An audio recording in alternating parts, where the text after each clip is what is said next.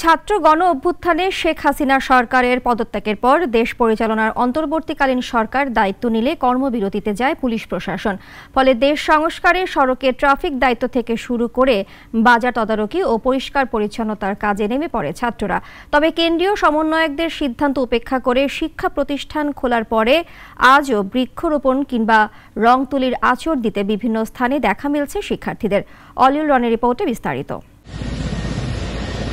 5ই August 2024 বৈষম্যবিরোধী শিক্ষার্থীদের আন্দোলনের মুখে পদত্যাগ করে দেশ ছাড়েন তৎকালীন প্রধানমন্ত্রী শেখ হাসিনা। আন্দোলন দমনে দূরত্ব বাড়ে পুলিশ প্রশাসন ও শিক্ষার্থীদের। অন্তর্বর্তীকালীন সরকার দায়িত্ব নিলে কর্মবিরতিতে যায় পুলিশ। ফলে দেশ জুড়ে দেখা দেয় অস্থিরতা, ঘটে ডাকাতির মতো ঘটনা।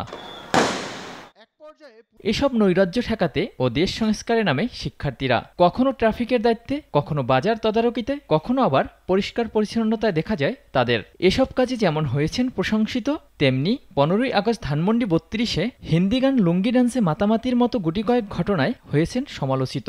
এর পরিপ্রেক্ষিতে 16ই আগস্ট শিক্ষার্থীদের মাঠ ছেড়ে ঘরে ফিরে যাওয়ার আহ্বান জানান সমন্বয়করা।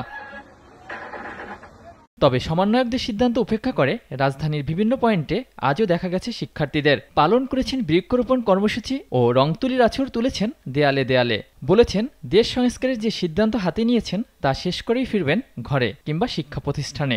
আমরা নিজেরা ভাবে পরিবেশকে ভালো রাখার জন্য নিজ উদ্যোগে চলে এসেছি। আমরা যেহেতু স্টার্ট করে ফেলছি, এখন অর্ধেক কাজ রেখে তো চলে যেতে পারবো না। সো আমরা আপাতত এগুলো করে আমরা চলে যাব। বিজয় সরণি এবং আগারগাঁও এই দুইটা লোকেশনে আমরা 1200 গাছ রোপণ করছি। শিক্ষার্থীদের সামাজিক এসব কর্মকাণ্ডে খুশি অভিভাবকরা। তবে এখনই উপযুক্ত সময় শিক্ষা প্রতিষ্ঠানমুখী হওয়ার বলছেন তারা। সব শিক্ষার্থী এখনো যায় না, এখনো কিছু শিক্ষার্থী মাঠে আছে। আমি এত বিমোহিত মনে যে আমি ওদের সাথে যাই নিজে আর্ট করি। সবাই যে যার মতো পড়াশোনায় চলে যাক। এখন এগুলো স্টপ করে তত্ত্বাবধায়ক সরকার যিনি আসছেন উনি সব হ্যান্ডেল করুক। রাজধানীর বিভিন্ন পয়েন্টে শিক্ষার্থীদের দেখা মিললেও শিক্ষা প্রতিষ্ঠান খুলে যাওয়ায় সে সংখ্যাটা বিগত এক সপ্তাহের তুলনায় অনেকটাই কম।